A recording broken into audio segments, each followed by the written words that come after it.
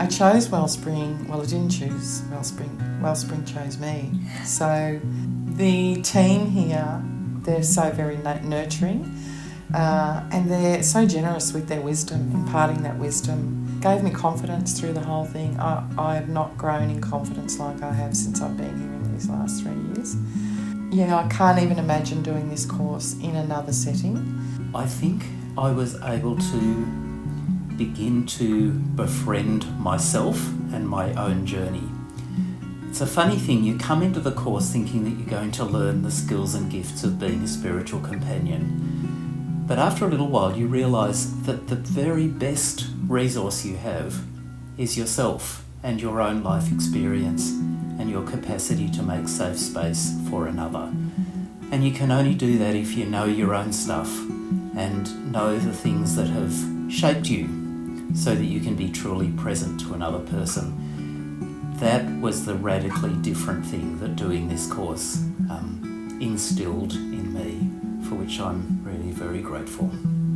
The most beneficial thing for me doing the Art of Spiritual Companioning course was learning more about myself, learning about different ways of being with God, learning about this whole other side of my spirituality that I had no idea about until I came to WellSpring. The most beneficial thing to me was learning about God and my relationship with God, deepening in my relationship with God.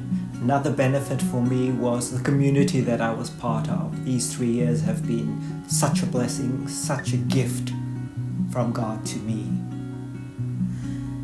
The other aspects are actually being able to be involved with a peer group of like-minded people to really focus on the art itself, what the differences are in relation to caring for people, working around connections with faith dimensions and faith development, and to think in terms of listening skills, which I would normally use in a particular way, but this is more about deep listening and to really connect with the listening of Jadiri, which is our Indigenous people's focus.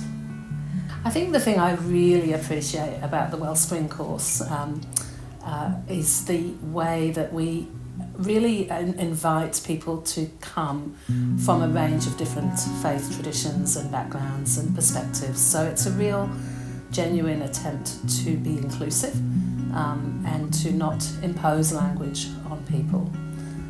Having said that, we do come from a Christian tradition here, so a lot of the course is framed in that way, but we recognise that people may or may not identify as Christian, and they may have different language for God and for the Spirit, but we invite people to come as they are, which I think is what we do in spiritual companioning as well. I came to WellSpring because I knew the founding director, Jill Manton, and as a fellow Baptist I was very keen to help the Protestant evangelical community learn the art of companioning. As a Baptist, as an evangelical, I was conscious of the need for this in our churches, a person who would accompany us on our very diverse, our very challenging life journeys, and WellSpring seemed to be the perfect place for me and to work with Jill Manton in the larger Baptist community of the evangelical world. I chose WellSpring because of the mix of online and in-person learning. It just suited my lifestyle. Living in Sydney, I can come down for the intensives and I can jump online for the classes as well, so it just fit really well with my lifestyle.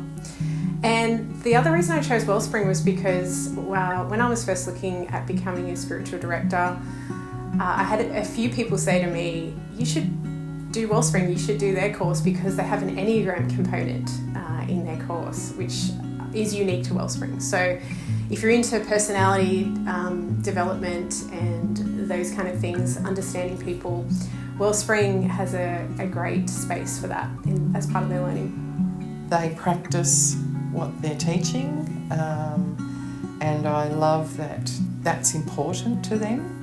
So not only are they pilgrims, but they are companions to other pilgrims while they're teaching us to be companions. So, yeah, I love it. I love the theory that they offer us and the practical experience and experiential experience as well.